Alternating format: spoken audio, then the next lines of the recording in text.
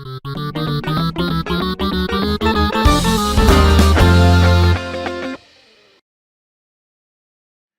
everybody. Welcome to Game Mess Mornings with me, Jeff Grubb, your host from giantbomb.com. Thank you for tuning in.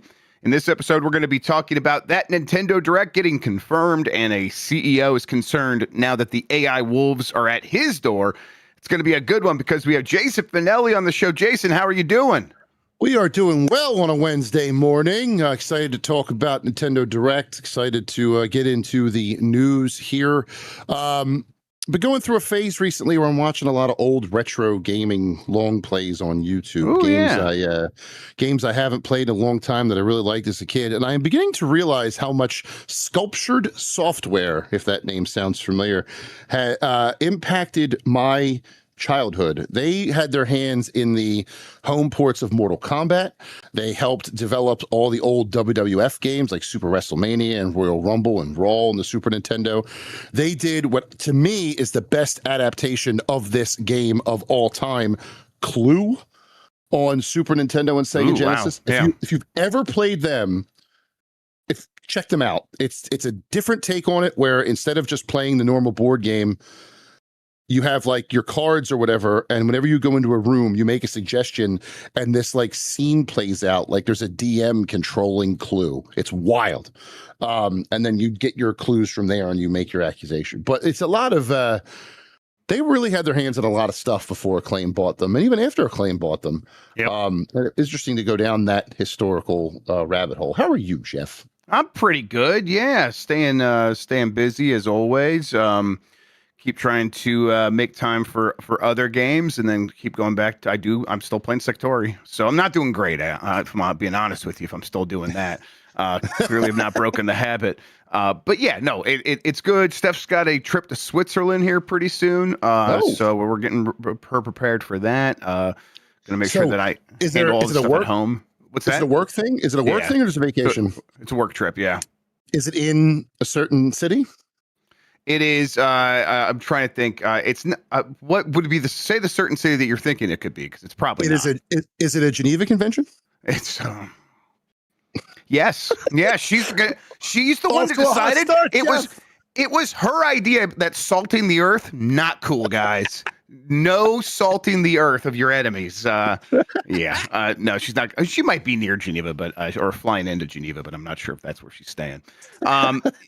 Either way, while we get Jason Fanelli's goofs out of him early in the show here, we probably should explain ourselves. Let's do that real quick. We're Giant Bomb, independent video game doofuses out here on our own. We need your support. giantbomb.com/join to become a premium member. If you do that, you are contributing to the future of independent games media, ensuring that we can keep doing what we're doing over here. We really appreciate everyone who has done that. We see it. It comes through. It is direct support. It makes a world of difference, and it does help convince us, hey, we need to keep making this happen, and we're all glad we have you at our backs. Gets you some Grubb Snacks Premium, which I'll be recording today. I didn't get a chance to do it yesterday, so I'll be recording that today, putting it up on the site. You get that only if you are a premium subscriber, and there's a bunch more stuff happening with that as well. You should be on the lookout in the coming weeks, really starting next week. As far as this show goes, most weekdays, I, Jeff Grubb, will help piece your gaming life back together. That includes breaking news and maybe even some of our own original reporting. For all these topics, I'll get the input of a bona fide expert who will make me look smart. If you are watching live on Twitch, welcome. You can always listen to the show later on podcast feeds by searching for Game Mess Mornings, or find the RSS feed on giantbomb.com. You can also catch the show later with chapters and timestamps on YouTube. Hello, YouTube. All right, we have a lot to get into, so let's start the morning mess with a quick curveball. I forgot. Yeah, Nioh 3 reviews are out.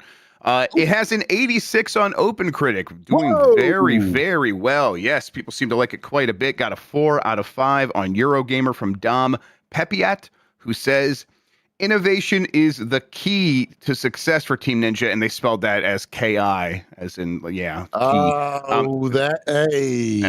See, everyone's got goofs today. That's the key to success for Team Ninja and Koei Tecmo, as Nioh 3 iterates on the formula once more to take an already great Masocore series to new heights. Also has a 4.5 from The Gamer from George Foster, who says Nioh 3 may stumble slightly with its narrative and a bit of bloating from the new open zone design, but it's still far and away the best game in the series to date.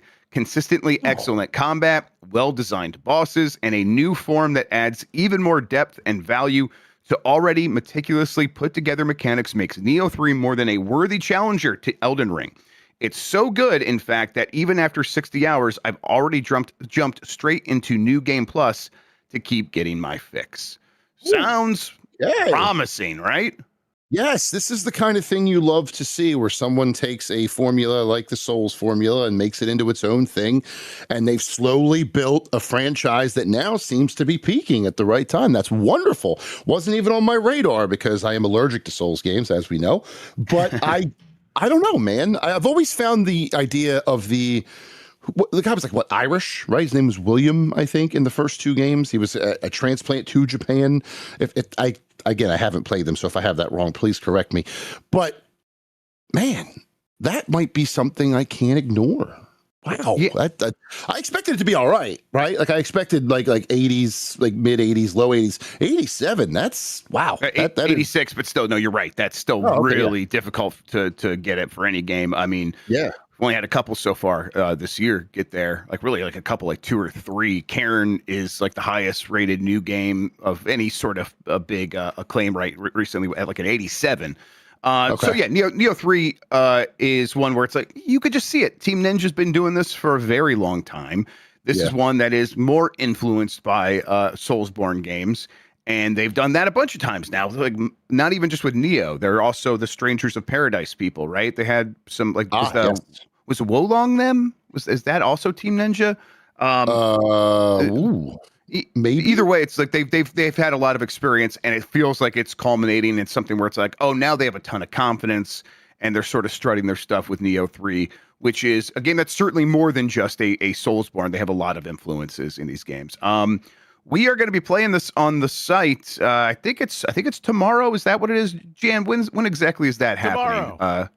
Tomorrow, Mike Minotti, Dan Reichert, and Kayla are going to get together and stream it multiplayer. So I think Mike's going to have his game going, and then he's going to summon them into his game, and it should work out pretty well. But I'm looking forward to watching some of that. That'll be a hell of a crew. All of them are very Sekiro-pilled. Dan's getting Sekiro-pilled at the moment, so I think they're all going to have a pretty good time with this. Kind of can't wait to see it. That'll be a fun little. I'm curious how the chemistry of that team will work out too. I think it's mostly just going to be Kayla one-shotting everything while those two sit back. That's my expectation. So yeah, you Nioh 3. You said you were kind of curious about this one. I am now. I just because I wasn't familiar with Nioh 1 and 2 or Nioh 1 and 2, I wasn't really going to pay much attention to it. But an 87 is kind of hard to ignore, right? Especially this early in the year. This is the time where you play the games that are becoming critically acclaimed, so that way at the end of the year you're primed to not forget them. So yeah, I may have to put a couple hours into this and see what's going on. All right, let's get back to the normally scheduled rundown here. There's a Nintendo Direct Partner Showcase indeed set for tomorrow at 9 a.m. Eastern. The rumors were correct. We can expect this to be focused on third-party games. It will, yes, that's 9 a.m. Eastern. It will be Switch 2 and Switch 1 games, and it's going to be roughly 30 minutes, according to Nintendo. I'm guessing, like I think a lot of people have been saying for a long time, Expedition 33 will probably be there. Final Fantasy VII Remake just came to Switch 2. They've been kind of hot and heavy talking about, hey, and Rebirth is coming soon. I wouldn't be surprised if Rebirth is right here at this thing, so they can kind of get that thing out there on Switch 2 as well and start focusing all of their efforts on building up excitement for Remake Part 3.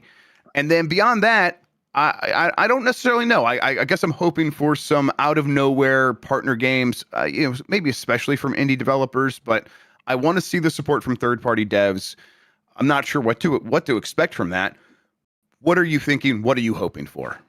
So I am curious just how much Square Enix there's going to be, because they still have that was Tales of Elliot or Millennium Tales, the secret of not secret of mana, the other HT2D thing they have going on. Philadelphia is why it sticks in my head. So I have a feeling we might see more of that. I believe that was a partner direct, or was it just a straight up direct where that debuted? So that would make sense in this. I'm wondering if we'll see a little more on Resident Evil leading up to that launch. I know it was part of the previews that went up on Monday, I think. So another trailer for that, maybe the final trailer before launch would make sense. Other than that, I have a weird, like, not conspiracy theory, but I just had a thought in my head. As for a game that is not on Switch 2 yet, that would make a lot of sense to me. That's Tekken 8. Oh, sure. Tekken 8 is just announced their third season of characters on Sunday. And it was odd that they announced 3 of the 4, with the 4, like one per quarter, between now and the end of the year. The 4th one's coming out in the winter with its own stage. Now, the last time they did this, it was Clive announced at the Game Awards, and I would not be surprised if they announced the Game Awards again. But if they were to partner with Nintendo and put Tekken 8 on Switch 2, perhaps a Nintendo character would not be the first time a Nintendo character appeared in a Bandai Namco fighting game, Link and Soul Calibur 2, famously. That makes sense to me from a planning standpoint. I agree that that's some good circumstantial evidence for sure. Yeah. And again, I have no background info to go on. It's just a thought. They did say they would release it soon, as somebody points out in the chat. They did say soon, which leads me to believe that could be more circumstantial evidence here as well. But I'm looking at an email I sent to to editors of the games I'm willing to review, and I'm looking at what might be coming to Switch from them. Was Replaced announced for Switch? That indie? I don't know. Yeah, I know retro I thought about. Right. So Replaced kind of has that sort of Blade Runner-y 2D pixel vibes and stuff. Yes. I think it is. It's everything except for it's Xbox and PC right now. I don't even know if it's announced for PlayStation yet. So so there's that one. There's we haven't heard from Mixtape in a while. I don't know if that might get a Switch 2 release. Professor Layton, where the hell has he been? Yeah, Professor Layton is the level 5 game that I was like, okay, so they had Fantasy Life I recently, and that definitely was on Switch. I think that could get a Switch 2 upgrade. There was also, they had another game recently. I can't remember. But yes, Professor Layton is definitely the one where it's like, okay, it's been a minute. That was previously in a direct. It's time. This is going to have Switch 1 and Switch 2 games. I think Professor Layton was always announced for Switch 1 and Switch 2. So this is the time to have that game reappear and be re-announced. So I'm hopeful for that, if I'm maybe not expecting that. You also mentioned Bandai Namco. Ace Combat 8 could get announced for Switch 2. I think that they would want to support it. It's at the very least, it seems like a lot of the Japanese publishers are all being like, "Oh man, we're trying to line up to get as much as we can on the Switch 2." And I think the sort of company leading that charge, or leading sort of the strategy for developing games in Japan right now, Capcom, they're big on that. All of their games seem like they're going to try to get that on Switch 2. So I guess maybe a update for Street Fighter 6, because they've already that was a big launch thing for them. I could see that, like, if they have new characters or anything new to announce there. Next character is coming in March. They showed off Alex being some of his moves are mocap by Kenny Omega. That's right. Yes, so they could bring that as a sort of teaser trailer, and just updating that. Great point in the chat. This would be a great place to reintroduce a release date for Mina the Hollower. One that kind of fell off. This would be a good place to do that. And then somebody else had one. I want to make sure this reminded me too. Pragmata was announced for Switch 2. That could definitely show up here. Yeah, honestly, that might be one of the more likely ones, because Capcom, like Monster Hunter Wilds is the question mark to me, not because Capcom wouldn't want to do it, just because of the tech. And I bet they're even trying to make that happen.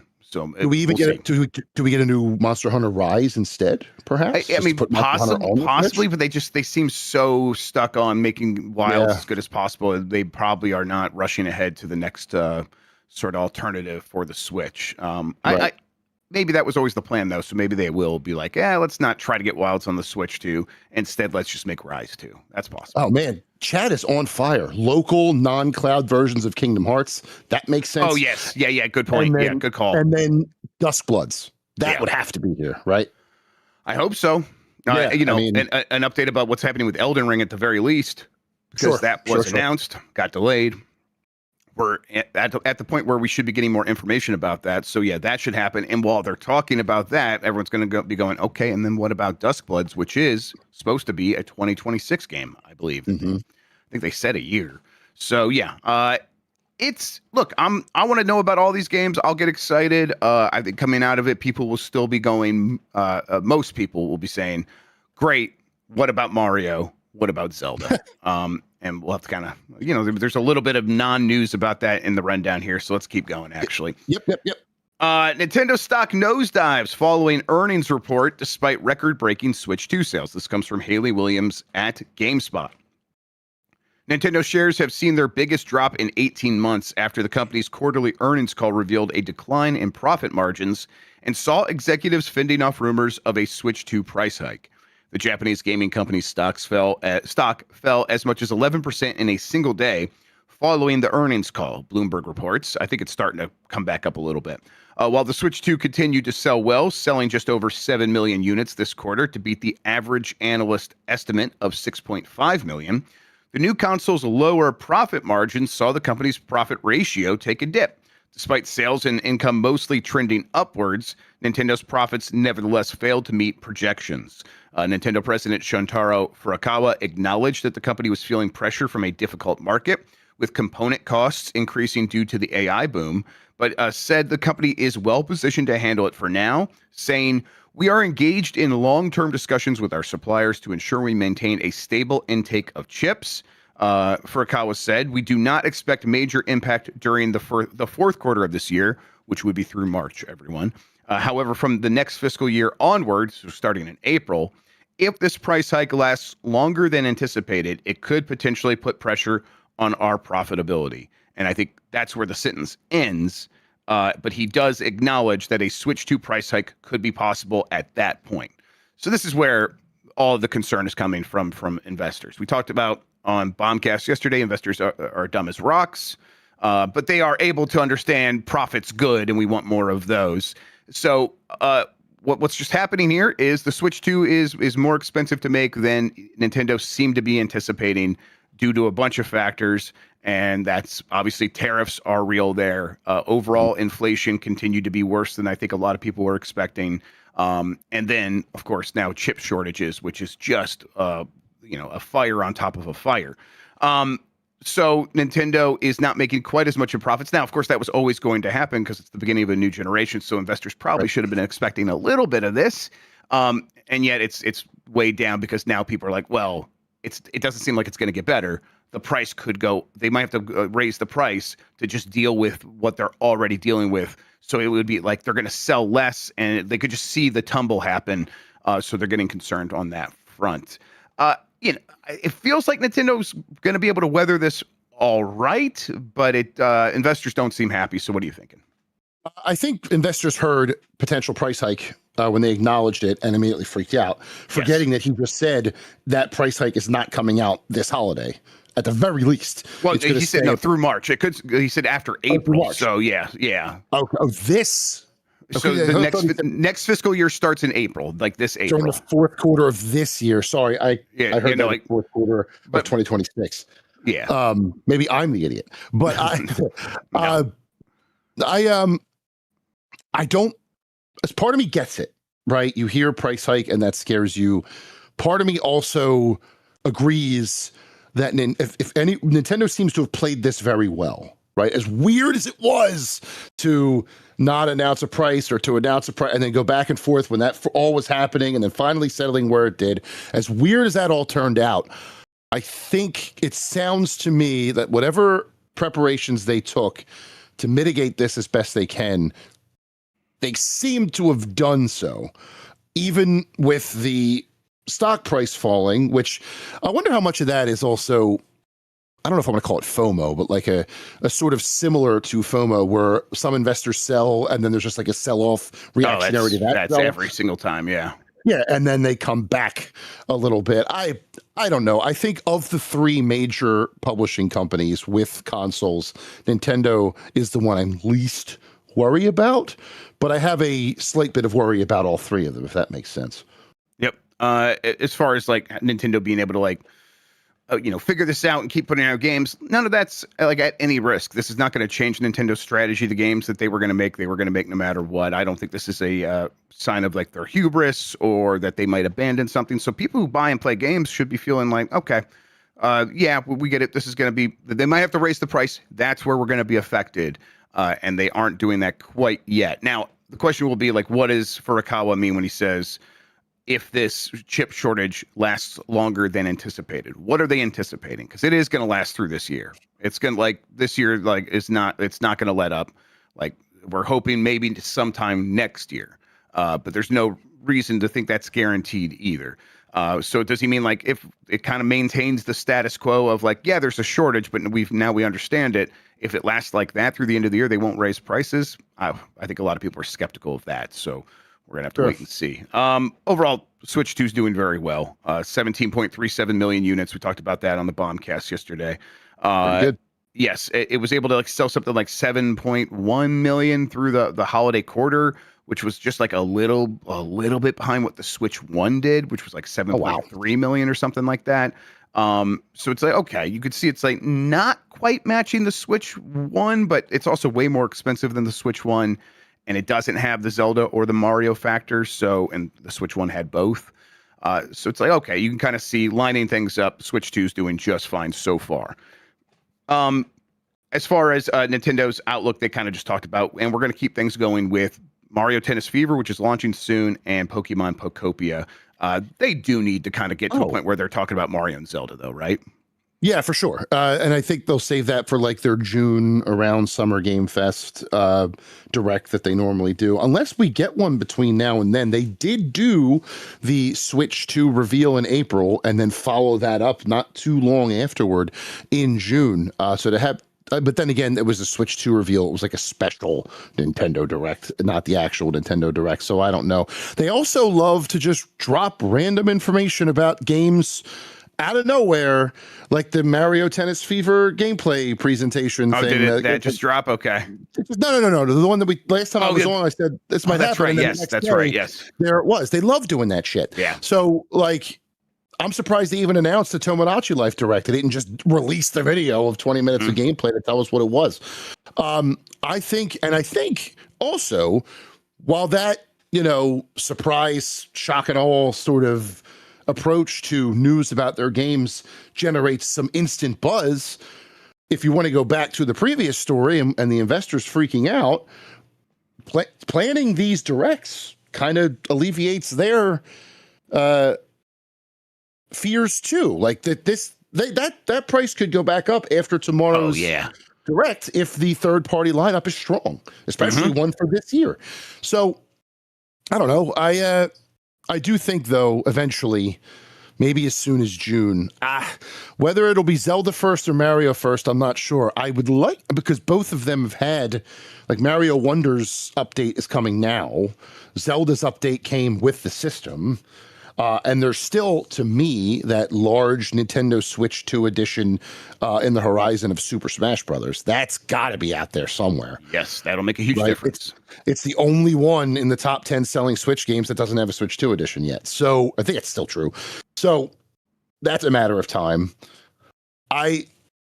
They do have to start talking about their two heavy hitters, though. I mean, they could talk about Pokopia or Mario playing tennis all they want, but until they deliver the 3D Mario experience, the next big Zelda game, whatever that looks like, and Mario Baseball, which is a long time coming, you bastards.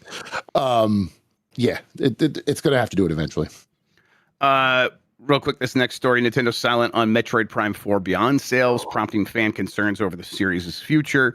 From Tom Phillips at IGN. Basically, Nintendo updates their sales chart for their top-selling games each quarter, and they have a list of games that sold more than 1 million copies during the last quarter. And Metroid Prime 4 for Switch and Metroid Prime 4 for Switch 2, which would be counted separately. Neither of them were on there. Now, it's possible that if you combine those two SKUs, it's over 1 million. It probably is, but we don't know because they did not bring it up in any way. And it's hoofa doofa. That's not good. It's not good. It's just not good. I mean, the game's not good. So yeah, I got to imagine that game's fate really did hinge on that word of mouth and those reviews, and it kind of needed to come out and be like, you cannot miss this. And people who had been waiting on the sideline for Metroid Prime for years and years would have been like, fine, I'll check it out. And then that's not what they heard. They heard a lot of arguing between Metroid fans, and we're already so annoying Metroid fans that I'm sure that did not help sell any copies of this game. Yeah, that's there's a picture floating around that we will probably reference later on in another story in the second half. It's a celebration, and somebody drew a celebration in the distance. It says, Legend of Zelda 40th anniversary, and Link and Zelda are being welcomed by this throng of people, everybody cheering, and in the foreground is this little Metroid with this half-assed cake on top of it, and the 4-0 candles all smeared, and Samus is standing there with her helmet off, just smiling, and that says it all, really. Yep. Man, they should have 2 heavy hitter anniversaries this year, and they only have one. The other one is just not even selling potentially 1 million copies. That's a problem. Yep. I hope that they don't. I hope they recognize what happened here. That the game was a mess, and people could tell pretty quickly, and that's what hurt sales. Because I do think that's what happened. I think if it was a game that came out and was kind of universally at least liked, it would have gotten that Switch effect and been able to be one of the best-selling Metroid games ever, which doesn't mean a ton of copies sold, but that's not what went down. I hope they come back. Yeah, I see a solution here. Come with me on this. Nintendo has a sci-fi franchise that is currently flailing. Microsoft currently has a sci-fi franchise. What if they got married? Flailing. It's time. It is time to bring them together. Monty Oum predicted this with Haloid back in the mid-2000s. It's time. Bring them together in a game, put them on both, and let's see what happens then. Yes, have Olimar officiate the wedding. There you go, Chad. That'll be a beautiful thing. All right, let's take a break. When we come back, we'll talk about plenty of other headlines, including the next Xbox coming out in 2027. What happened with GTA's Take-Two publisher? Its stock the price was plummeting. We'll talk about all that right after these messages. If you want to skip out on these, we put up ad-free versions of the audio and video show on giantbomb.com. If you go to giantbomb.com/join, get it there. Otherwise, we'll be right back.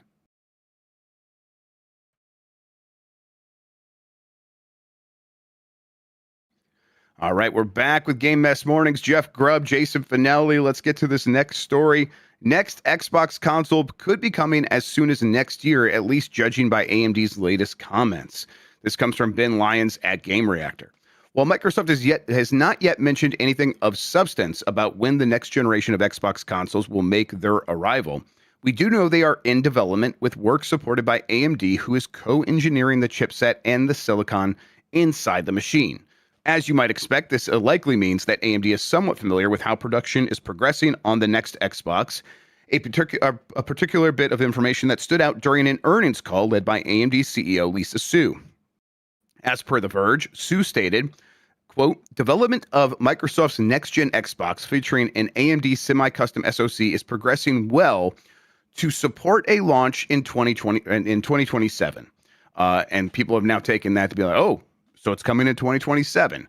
And I think that it's easy to take that away from that. I think what she's actually trying to say, though, is AMD will be ready to begin supporting a launch in 2027, and then that launch will happen whenever it happens. But AMD will be ready to support it in 2027. So people are probably jumping the gun, but that does not mean it isn't coming out in 2027. I would say, though, Mr. Jason Fanelli, please don't do that. We don't want it yet. Like, it's too soon. We don't feel like we got our money's worth on this party. Don't start another party because it's just going to look bad and we'll be pulling our hair out, especially because it's not like if they get it out soon, the price will be better than if they got it out later. It's like, no, it's going to be astronomical no matter what. Yes, that's the problem, right? Yes, if it's the 7-year timeline that you've established since the Xbox 360, Xbox 360 in 2005, 2006, Xbox One in 2013, Series in 2020. Yeah, you can, if you're that anal retentive about timelines, sure, but we don't have to join you in this party. And I sure as hell am not showing up for a 4-figure Xbox. No. Hell, I had to scratch and claw to show up for this one when it launched.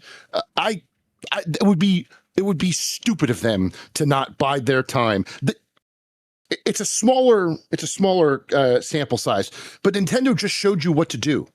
Stockpile a little bit, build up, maybe see if you can bring the price down, and then launch at something a little more understandable. Yeah, Nintendo had to do it on their feet. You now like you have to be led on their feet and do it quickly. You have the benefit of time. There's no need to rush this. There's no need. Is the technology even that much better? Right? Like no. Well, the only reason I could see them wanting to get out as soon as possible is because they are afraid, correctly, that Steam Machine will eat its lunch. Right? Yeah. That's the only thing I could see them giving them any bit of worry. Right, especially because the rumors are the next Xbox is going to be much more like a PC. And the Steam machines may look really great by comparison. Right. So that part I understand, but that does not matter. There's also benefit in letting the Steam machine come out, giving it some time to breathe, and then putting a new Xbox out there that may be slightly better or have something going for it that the Steam machine does not. Take that learning and build from it. Don't try and rush out to market because you will not win. You will not win on the technology side. You will not win on the price side. And your reputation says that you will not win at the moment. Bide your time. Get yourself right in the eyes of the public, and then maybe we'll be more accepting of a new console. And really, get us right. You got to give us a chance to soften up to an idea of spending more money on a new console. Give us some reason to pine for it. At least wait until GTA 6 is out and well established, because it's maybe that game comes out and it actually runs kind of rough on the current gen consoles. They have been out for 7 years, or will have been out for 7 years by the time next year comes around. And it's okay, so then maybe we'll be it would be nice. That PS5 Pro, that's looking pretty good, but even that's a couple years old now. What does Microsoft have? What does Sony have next time around? We have no one saying that right now. And you said it, can the new tech be that much better than what we have? And I really struggle to see how, because they're going to be limited in how much memory they can put in there, which would make a difference. But then the CPUs we have in these machines already aren't being taken advantage of for anything else other than just running a lot of objects in a world that we've already seen before. And visually, that, it just seems like time and money continue to be the real thing holding these games back, and not the technology. So it's more technologies. And I guess maybe it could simplify things a little bit, but I would not expect some huge improvement into the way games look and behave. So how are they going to sell these things? How are they going to market them?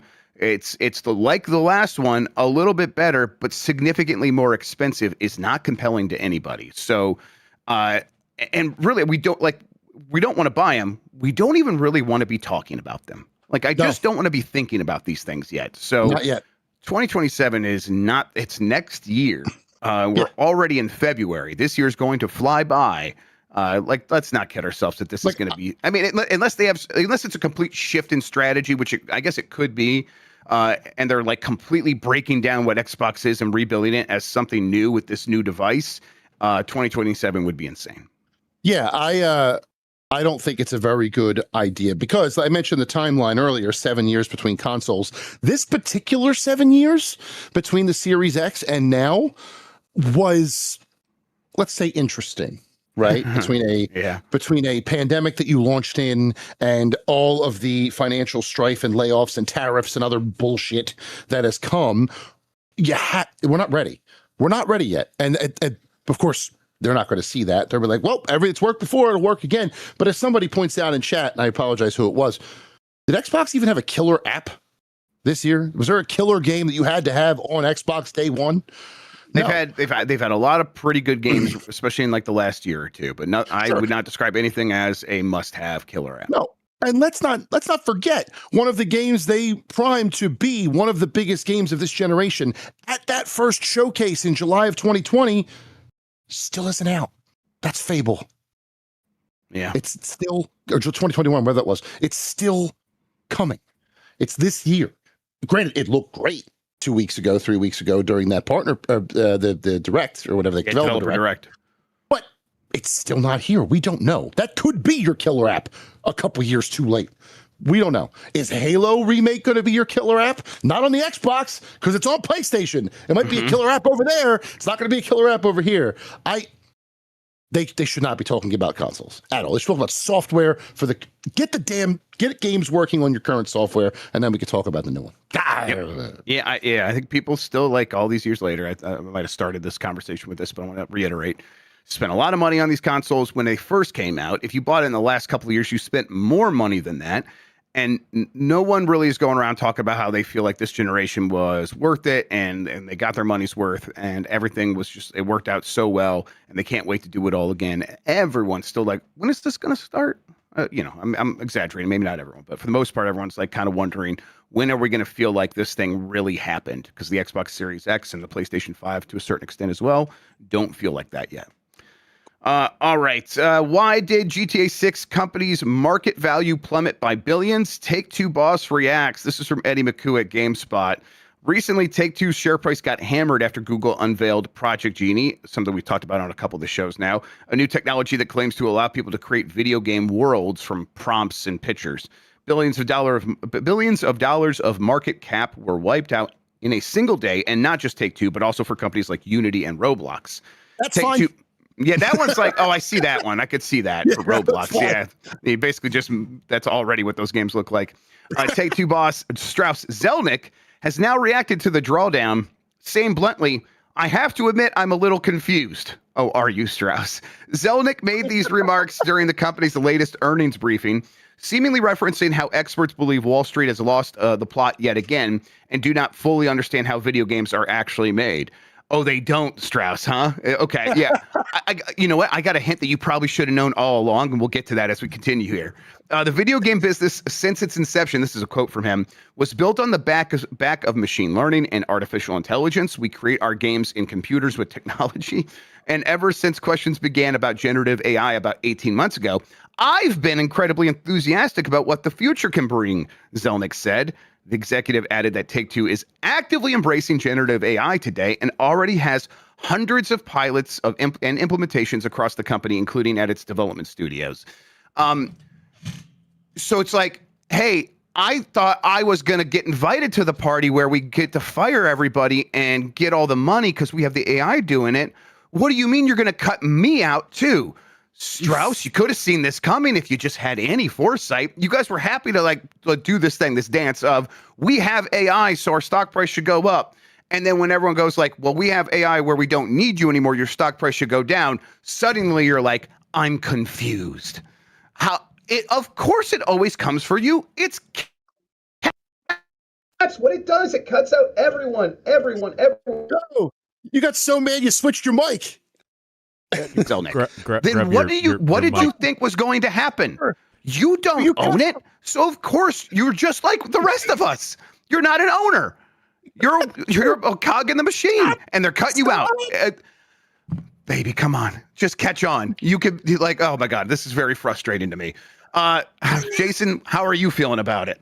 I'm feeling pissed off that I didn't hear that rant. Your mic cut out halfway through and came back. God damn it. Okay, well, wonderful. When did I come back? I don't know. The last part of that sentence. That rules, actually. That's way better. That's fantastic. I don't know. I think you have to make that a Grubb Snacks now. But yes, that's actually what I'll do. Yeah. I think we all got that you were upset a little bit. No, that's crazy. Basically, the thing is, it's like, if you don't own the AI, if you don't own open AI, what did you think was going to happen, Strauss Zelnick? Like right. This is capitalism. The owner wins, you don't, and you don't own the AI that you claim that you're going to use to make all your games better and all this stuff, that the thing that you would sell to your investors. So what did you expect was going to happen? Okay, so Strauss Zelnick is learning like, oh, this is going to eat his lunch as well, and begins freaking out. Like, of course, here we are. But what would you say to all this? Ain't just investors that are dummies, is it? It's all the way at it's dumb all the way at the top. Yep. You know, I would know what you were mad about that, Grubb. You were making eye contact with the camera, and you didn't need broadcast to do it. No, that's how. exactly. Yeah, this is exactly what we all expected to happen, right? These people thought they were infallible, and let's be real here. We're talking about a technology that was dog shit. What it created, yes, the Project Genie thing specifically, yes, dog shit. It was bad. Project Genie was dog shit. The Zelda thing was dog shit. The Mario thing was dog shit. Everything I've watched from this thing is dog shit. Because investors are stupid and they don't know how the sausage is made, they thought, oh, that's how we get video games now. And they started taking all this money away from gaming companies. Again, I'm fine with Roblox, but Unity, Take-Two, you had to see this coming. You had to see this coming. It's just silly because it's like Take-Two is catering to these people when they say stuff like we're going to use AI. And then it's like, well, we can make money from them because they're stupid. And we know if we just say the buzzwords, we'll benefit. And it's okay, but you understand the game you're playing, right? And it's like, well, no, because then this happens. They're surprised and confused. Yeah, and then and not only that, he's talking about how video games have always been built on machine learning and artificial intelligence. That's different. It is a different type of technology. Just because the first two letters are the same doesn't mean it's the same thing. And if you're too fucking dumb to understand that, you should not have the position that you're in. It's my mic cut out. No, that was good. Thank you very much. I'm glad you can get the energy across for me without my computer freaking out. It's like, oh, he's mad. I should cut off his mic. Yeah, hey, look, Strauss, GTA 6 is going to be fine. Like all all this stuff, then the investors will be back for that. But this is a long-term conversation that you need to like maybe have with yourself and kind of recognize, oh yeah, they will just cut me out as well if they can.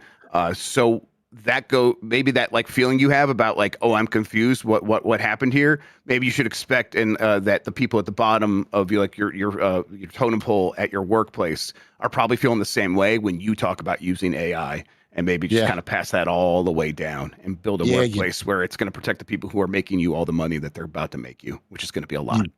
You dipshit. You dip. You just absolute dipshit. Strauss Zelnick famously doesn't play games. Says he goes on proud of it, actually. He's always like, I'm the chief executive officer, not the chief consuming officer. And then he's like, of course I. And he's like, of course I read books and watch movies and watch TV shows and do every other thing, but I don't have to play games. I'm like, I don't know. I feel like at this point you probably should. Yeah, you know how you fix this? You put gamers and actual consumers in the investor calls. Have them ask the questions. He wouldn't know what the hell to do with himself. Yeah, Strauss is ripped. That's right, Chad. Strauss Zelnick constantly working out. He doesn't have time for games. All right, let's see here. Take-Two reaffirms its support for GTA Online to continue after GTA 6 releases. This is from Haley Williams at GameSpot. Take-Two has confirmed in its latest earnings call that the highly anticipated GTA 6 is on track to meet its November 19th release date. But CEO Strauss Zelnick also took a moment to address a far older Rockstar title, Grand Theft Auto Online. Zelnick has confirmed his belief that Rockstar will continue supporting the popular multiplayer game as long as people continue to play it. The first details about a potential GTA 6 online multiplayer mode were recently leaked as part of the Rockstar v Union court battle in the UK, revealing that Rockstar is testing 32-player sessions similar to the multiplayer sessions in GTA Online. However, GTA 6 having a similar online mode doesn't necessarily mean that 2013's GTA Online will be sunset, at least according to Strauss Zelnick. And then he has a quote where it's like, yeah, we're going to keep it going. I have every reason to believe we'll continue to support GTA Online. I mean, shouldn't you just know? What? Yeah, it's your biggest moneymaker across your entire portfolio. Right. Meanwhile, your other franchises are not talking about their highly anticipated ports, Borderlands 4. So, yeah, of course you're going to keep it going. What is it called? It's shark money, right? Shark cards is how you buy the currency or whatever. They have to sell more than any other online currency, including V-Bucks, in the entire gaming industry. They have to. So yes, of course you're going to keep it running. Here's the thing too. The fact that you believe that What would cause you to doubt it? Yeah, Are you not ready? Is that why you're delaying and you're not telling us what's going on here? I mean, clearly the GTA Online question is got to be one of the biggest things that's causing them to take so much time on GTA 6. Because how do you transition people to a new GTA Online? If you don't transition them, how do you update online to be bigger and feel new, and then take advantage of all these people coming into the world because of GTA 6? Navigating that, like doing it and then actually executing on it has to be quite the headache. And then at the same time, they have to continue making new content for the original GTA Online if they're not going to get rid of that thing.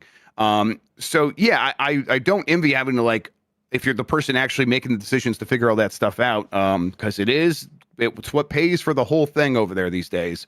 And you kind of can't mess that up. And this is, their best opportunity to mess things up is right now with GTA 6 Online, whatever that ends up looking like. So yeah, him saying that he has every reason to believe that this will continue says to me, it's like, look, we let Rockstar make their own decisions. And then what that really means is if they make a decision, he can sort of pass the buck as like, this is what they wanted to do. And we still don't know what's going to happen because he's making no promises here. So it's curious, but boy, that is $1 billion a year question. GTA Online probably makes more than that. I mean, they have to transition them to the new world, don't they? Like, you can't. I don't think the players. So I don't know. I don't think the players would accept going back to the GTA 5 environment when the GTA 6 environment's probably more fun, more things to explore, more things to do. They would have to. And they would have to allow them to import their accounts somehow with all the in-game purchases and shark cards and all that stuff. Jesus Christ. That's a way more complicated scenario than I really thought about until just now. That game might get delayed again. It's complicated. It will be interesting to see how because they've not messaged that really at all in any official way. This is like, I've included this story because it's like we bring it up all the time, and now he's actually acknowledging it. And what he's saying is like, people are going to anticipate a world where it's like GTA Online will just always be there, and that might not always be the case. We do not know yet. 2 more Game Boy games have been added to Switch Online's Nintendo Classics library. They added, let's see, what was it, Balloon Fight? Or was it, it's Balloon Boy, right? Balloon Kid, thank you. And Yoshi, which is known as Mario and Yoshi in Europe. Yoshi's like just a weird falling block puzzle game where you got to get things inside of a stack, which is like a half an eggshell on the bottom. And then once you get another one, it sort of closes it up, puts it all inside an egg. It's weird. It wasn't that great then. Although I know some people like it more than I do. Balloon Kid, I think, is a pretty cool take on Balloon Fight for Game Boy, where it's like, hey, go ahead and enjoy Balloon Fight, but as a single-player game. But I never played a ton of it either. These are not that exciting. How are you feeling about NSO these days? I like NSO, and I'm one of the Yoshi freaks. I owned it on Game Boy as a kid. Absolutely loved it. I'll play the hell out of it, probably. I played my friend's copy all the time, yeah. Yeah. The Balloon Kid, I'm not really enthused in, but like, honestly, I think there's still a lot of potential in NSO, particularly in the GameCube part of it. But I really am sick and tired of this drip fed release thing that they have going on. Like, I don't see how, now that you have so many different environments, I don't see how you don't release like 1 or 2 games like this every week. It's just a different, like the Super Nintendo this week, Genesis next week, GameCube, Game Boy, and then start over again or mix it up or something like that. This like once a month drip fed, you don't know what console it's going to be on. It's getting tiresome. I want to be excited about these things. I'm in a retro mood, as I said at the top of the show. I've started looking at old long plays of old retro games. I watched a 2-hour long play of freaking Bill and Ted on NES yesterday. That's a bad game. That's a real bad game. I owned that game, and I did not know how much of that game was in that game because I could never get past the first part. Yes, that was one of Steph's favorites when she was a kid. That like held hostage by it. She'd play it all the time. Yeah. So I have a taste for retro. Give me more retro. Come on now. Like, I don't understand why they do this. I love the idea of it. Virtual Console was one of my favorite things about the Wii and the Wii U. This is like a bastardization of it, and it's not the same. Yep. Yeah, it's they just can't get third parties to really jump aboard because they're not going to pay enough. And third parties, so we can make more money by packaging these games up on our own and selling them. And that's, a fine alternative. I will usually end up getting those. but it would be nice if it was all in one place, like with the Virtual Console. Yeah. All right, let's see here. Nintendo boss stays tight-lipped when asked about Zelda's 40th anniversary plans. This is from Andy Robinson at VGC. Basically, he just said, as we have already announced during the Super Mario Brothers 40th anniversary, in addition to releasing several new titles, we are pursuing a bunch of stuff beyond games and stuff. They talked about how they did stuff with Mario. They did not have anything similar to say about Zelda yet. Do you get the sense that's because, like when it comes to Nintendo, Jason, my understanding is Nintendo has all these tools in front of them that they like to use, stuff like anniversaries, but they wield them not because it's like, well, there's a 40th anniversary, we need to figure something out. Instead, it's usually like, we have this game and this game and that game. What tools do we have to market them and position them as best as possible? And then in that instance, they would use, well, we have the 40th anniversary. Let's promote it with that and get the synergy going and sort of build more stuff off to the side to make that celebration really feel like it's worth paying attention to. So when they don't have anything to say in this moment, do you think that's more because they're just getting things ready and they're going to have a big pop off for Zelda for year 40? Or because the timing might not be right and Grezzo doesn't have a new 2D game or a new retro style game, or the core Zelda team obviously isn't ready for the Tears of the Kingdom follow-up? Yeah, I think the timing just isn't lining up. Like, I think they would love to be able to put out a new Zelda game for this 40th anniversary, but they don't want to say anything unless it's ironclad. I think it's another thing about Nintendo too. Unless it's 100% assured, they don't like to delay stuff. So I don't know. The fact that they're being so tight-lipped about it is slightly encouraging. The fact that they might have some big plans that they want to talk about, but they just can't yet. But I don't know. I'm learning now to be glass half full, but like understand that the glass is also half empty, if that makes sense. Right. Yes, and it does. Not to be excited, but also to not like fully throw myself into that excitement and just end up disappointed. So this would be a prime time for some of the HD remakes that people want, like a Wind Waker port or the Twilight Princess HD, which was rumored for like 40 million times, right? That ever actually happened? Or Skyward Sword HD happened, Twilight Princess did not, right? Twilight Princess HD happened on the Wii U, like Wind Waker. Oh, it did. Fuck. Yes. Yeah. So bring them all. Bring all those HD ports over to Switch 1, I guess. Or Switch 2 already has the Skyward Sword one, but the Wind Waker, Twilight Princess, all those. Give me the Majora's Mask and Ocarina of Time 3DS versions in a Switch 2 format. That'd be sweet too. Stuff like that. There are things you can do besides just a brand new Zelda game. I would like to think they're not going to go through with nothing, but they're not talking about it. Yeah, they've mentioned before they always want to have something Zelda every year, every fiscal year, and they have done that for the last many, many, many years. It's been a long time, at least since Breath of the Wild, I think.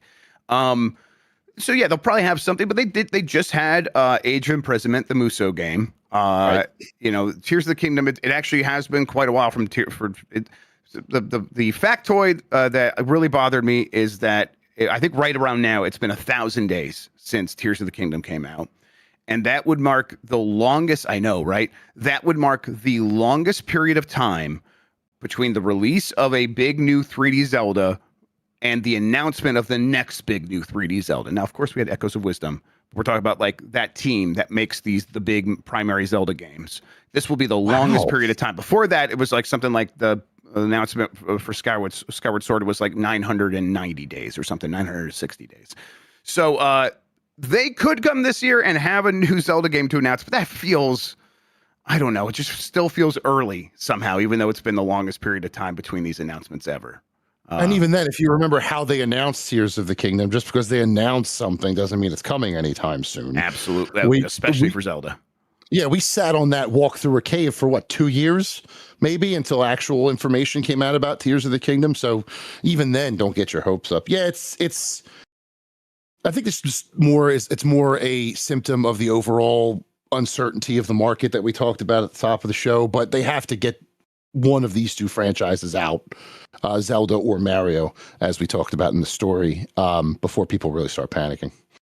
All right, final story here. Pokemon will debut a special video during Super Bowl 60, that's 60, right? Super Bowl 60, celebrating its 30th anniversary. This is from Jordan Midler at VGC. Of course it is. The Pokemon Company has announced that it will premiere a special video during the upcoming Super Bowl 60 in a teaser trailer posted to social media. Jigglypuff, who's a spokesperson for the company, a Pokemon that can put other Pokemon to sleep with its voice, is seen at what appears to be a backstage green room. The trailer ends with the Pokemon 30 logo and the date February 8th. The Pokemon Company hasn't said when the video will broadcast during the Super Bowl 60 broadcast, but it may appear in one of the highly sought after halftime commercial slots. I'm someone who's always like, when I was doing reporting, I always thought it would be fun to be like, okay, let's kind of use the Super Bowl as a bellwether for how the video game industry is feeling about spending money and marketing. And it's like a couple of years, like, here was one major video game commercial for a big game that's coming out. I think like a Borderlands did that before. And that might be right. It's probably not. But usually it was no traditional video game company was showing up. And then here was Kate Upton in a milk bath for a mobile game or something like that. We got a couple of those. And I just don't have that visually memorized. Don't worry about that. So when a company like the Pokemon Company's like showing up, like, we're going to show up for Pokemon at the Super Bowl.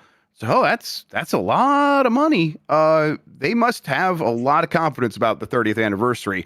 I bet they're right that showing up for this thing that they know a lot of people will be watching is going to hit a lot of the demographics that they're going to be able to reignite if they do have something that feels like it's new and nostalgic for the 30th anniversary, right? No, I am. Hell yeah. I am fully in the team of think about who you're talking about here. They are weird. Pokemon Company is weird. This is the kind of thing. This is the kind of thing where they would just have like a bunch of Pokemon and it's the 30th anniversary of Pokemon. More news to come. You know what I mean? Like, they wouldn't actually say anything.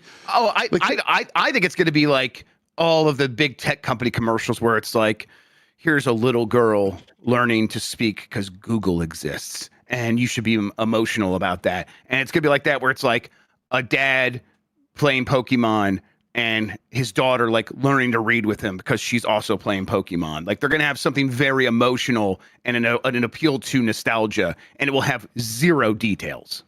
Yeah, I don't think you should expect much from this at all. I think you should temper your expectations. Do not get like I've seen people talking about like new like a classic game collection or something like that. No, nothing like that. No way. A logo and a bunch of Pokemon next to like, I don't know, Kevin Hart. Let's pick a celebrity. There will be. Yeah, there almost certainly is a celebrity. Is it going to be Post Malone? Do they get just Post Malone in there? Is he still singing in that weird like Pokemon aquarium they had him in for 25? Did we get him out of there yet? Has he been rescued? I think he's still stuck in there. That's fine. Still in there. We're gonna get that guy with the submarine from the cave in Thailand or whatever. He's gonna come rescue him. Yeah. I love someone in the chat. Slime McAwesome said post Meowth, and that would be interesting. A bunch of Pokemon, a bunch of celebrities that look like Pokemon or Pokemon look like that would be fun. But no, I don't think this is going to be the groundbreaking announcement that people want it to be. I don't think it's going to be an announcement at all. Yeah. Well, and even then, why would they do that? I know the Super Bowl is a bigger announcement, but like Pokemon Day is the end of the month. Yep. Just check your calendars, everybody. We're getting by February 27th is usually. Yeah. Yeah. So they'll have something then. And but I mean, I think so that's why this will be a vibes thing, and it won't have we'll not have any specifics for sure. No. All right. That is the headlines out of the way. Let's get the poll question. I have the results over here, but I'm going to refresh one more time. There we go. Did you get Sonic Racing Cross Worlds? Yes, no, not yet, but soon. 75% said no, including me, actually. 14% not yet, but soon, and 12% said yes. I feel like I actually do have that game. I just put no here for some reason. I think Sonic Racing Cross Worlds, which Sega said was a little bit disappointing, will do okay in the long run. I bet that game continues to sell, like especially anytime they have like new Sonic movie stuff, or even if they like announce like a Sonic Frontiers 2. People will be like, I want more Sonic, and that game will be waiting for them. And at the very least, the word of mouth around it's been pretty positive. What do you think happened with Cross Worlds? I think people were expecting it to be a a direct competitor to Mario Kart, and they thought I already have Mario Kart, so I'm good on racing for now. I think so too.